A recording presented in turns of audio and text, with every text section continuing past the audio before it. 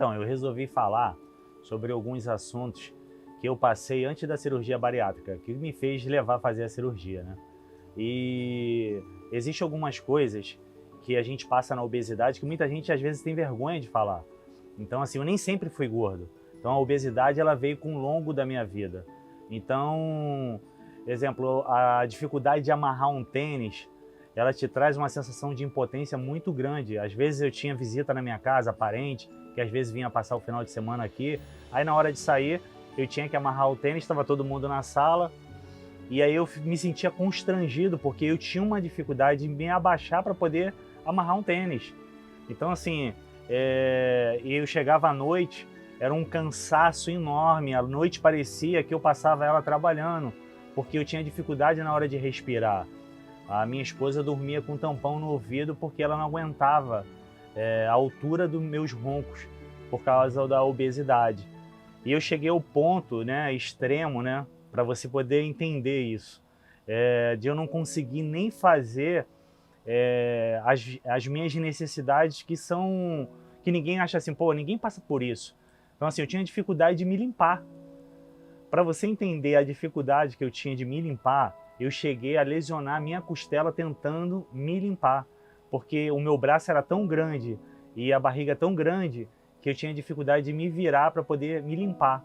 Então assim, isso estava trazendo uma depressão para mim, isso estava trazendo uma tristeza para mim muito grande.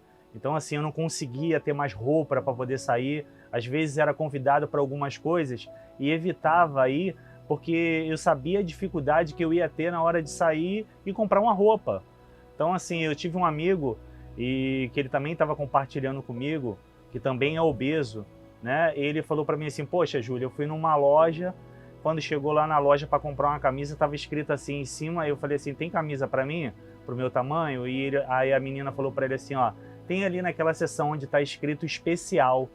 Então assim, quando ele olhou aquilo, sabe, ele se sentiu visto de uma forma diferente. Você chega numa academia para malhar, as pessoas vê você malhando, falam assim, cara, olha lá aquele gordo malhando, todo desengonçado, sabe, o que ele está fazendo aqui? Como eu já tive dificuldade, você vai viajar de avião, por exemplo, você chega na hora de colocar o cinto no avião, o cinto não cabe em você. Então assim, você tem que ficar toda hora chamando a aeromoça para poder te dar uma outra fivela, para você poder emendar um cinto no outro, para você... Sabe, isso tudo é desconfortável. Você chega num avião, já tem pessoas sentadas, às vezes a sua cadeira é do canto, e as pessoas falam assim, caramba, já vai esse gordo sentar aqui do meu lado, ele vai me esmagar aqui na viagem, sabe? Você vai passar por alguma roleta de alguma coisa, seja de um estádio de futebol, qualquer coisa, você fica preso naquela roleta. Então são todas essas coisas que faz você chegar um momento que você fala assim, cara, basta, eu já não consigo mais viver dessa forma que eu estou vivendo, eu preciso dar um basta nisso. Se você se identifica, né, com isso tudo que eu estou falando, que eu passei, você vai entender a dor e eu estou aqui para te apoiar em relação a isso, porque a gente precisa realmente cuidar da nossa vida, mudar de vida. Então, passando por tudo isso que eu passei, a gente chega num ponto de desespero tão grande que a gente se agarra a qualquer coisa.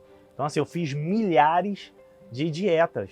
Então assim, as dietas mais loucas do mundo. Então assim, eu tive um período que minha família chegou a ficar assustada. Eu fiz uma dieta que eu tomava vitaminas e só comia maçã. Então eu ficava comendo maçã, maçã, maçã, maçã. Então assim, até minha família já estava ficando preocupada comigo, já estava achando que eu estava ficando doido, maluco. Então assim, eu lembro, né, que o meu sócio, né, ele sentado, a mesa dele ao lado da minha, ele fala assim, cara, não sei como é que você consegue fazer isso. E ele quis fazer até uma experiência dessa e ele começou a passar mal. Na verdade, as dietas eu até conseguia fazer, conseguia perder peso com elas, mas eu não conseguia me manter na educação alimentar. E eu acho que a bariátrica ela vem muito para solucionar isso. Ela vai ser obrigatória, porque você não vai conseguir comer, entendeu? Então, assim, na verdade, aquilo que você não conseguia, que era a reeducação, a bariátrica vai fazer isso na sua vida. Então, depois dessa loucura toda, dessas dietas todas, de sei lá quantos médicos nesse período de obesidade eu procurei, foi vários médicos, né? Acredito que tenha sido uns 10 médicos que eu tenha procurado.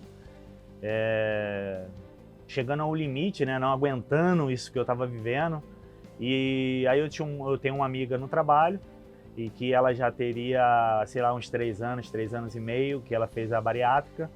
E eu falei assim, pô, cara, eu vou conversar com ela para poder me aconselhar com ela, saber, né? Porque a gente vê vídeo, ouve o médico falar, mas a gente quer ouvir, né? Quem passou por essa experiência, né? Quem vive isso. E aí eu fui conversar com ela, e aí uma das coisas que eu falei com ela, eu falei assim, você se arrepende de ter feito isso?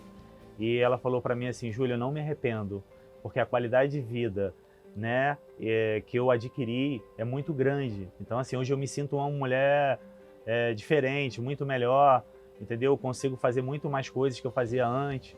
E foi quando, inclusive, ela me ajudou na procura do médico, né? Que a agenda do médico dela estava muito cheia, eu procurei outro médico, vi recomendações, e aí fui conversar com o médico. E aí chegou lá e a gente acha que vai ser fácil, né?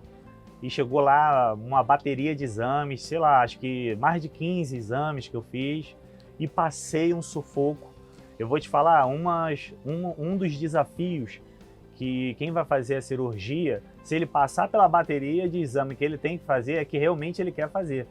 Por exemplo, eu fui fazer a endoscopia, a anestesia não pegava em mim, então assim, pelo meu tamanho, então eu vi a pessoa enfiando aquele tubo, eu sentindo aquele tubo entrando dentro de mim, e em algum momento eu tive ânsia de vômito, então assim, eu cheguei até a olhar assim e consegui ver dentro do meu estômago pela tela, né? Claro, um pouco sonolento, mas um pouco acordado porque não pegava, pelo tamanho que eu tinha.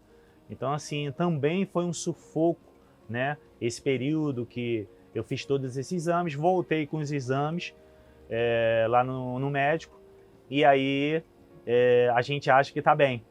E aí a gente descobre que a gente não tá bem.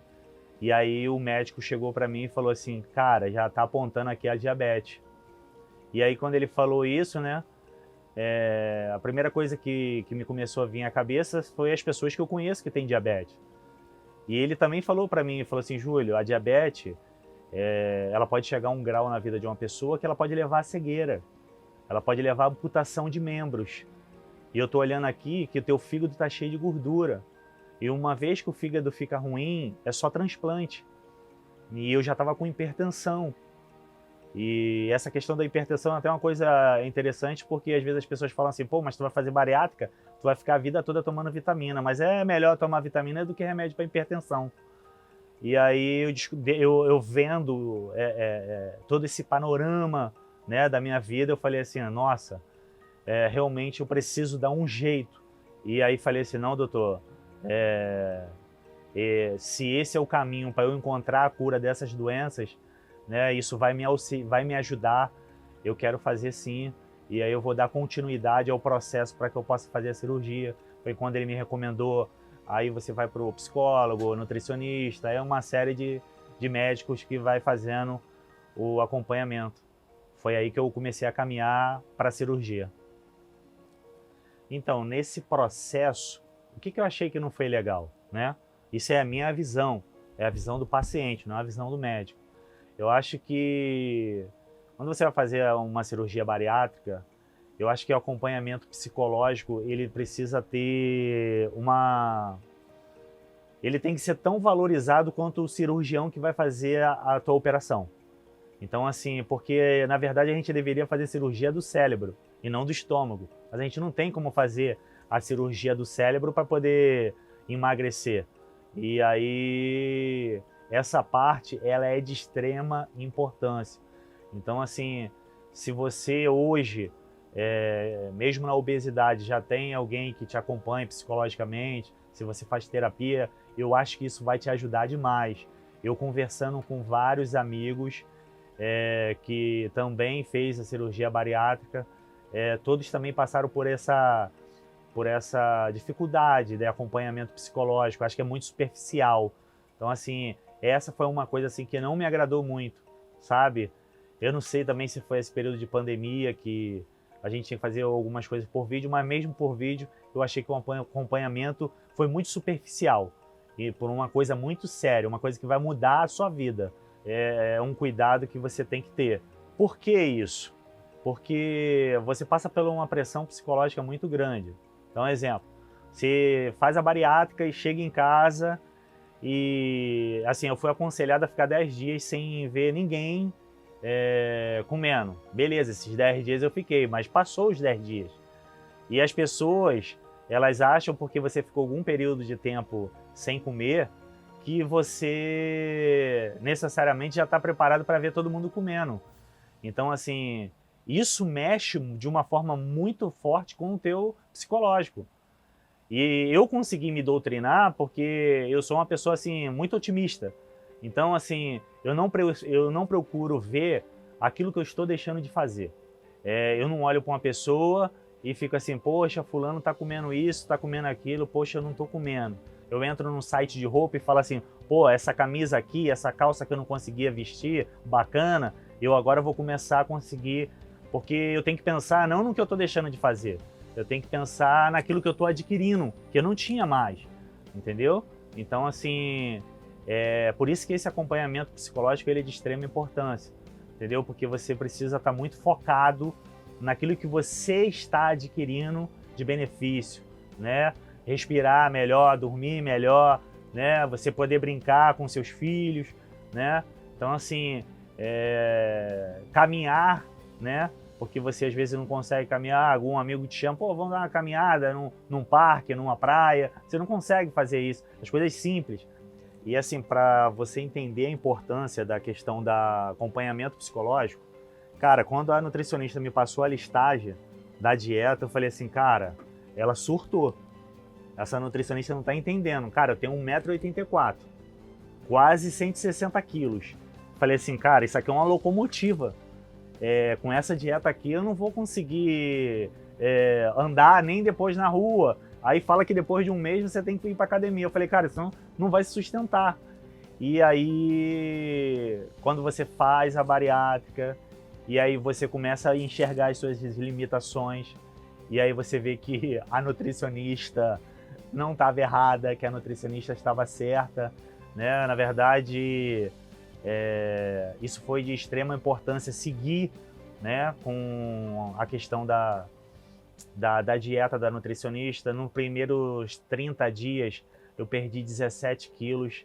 Então, assim, você precisa seguir religiosamente tudo aquilo que é passado para você, e você tem que estar forte psicologicamente para seguir essa dieta, que é uma jornada de saúde que você está buscando. E já te agradeço, você que tem nos acompanhado, e eu espero que você passe para outras pessoas que tenham a mesma necessidade que a gente tem de conhecer sobre esse assunto da bariátrica, que é a experiência que eu passei e que espero que ajude outras pessoas. Um abraço e até a próxima.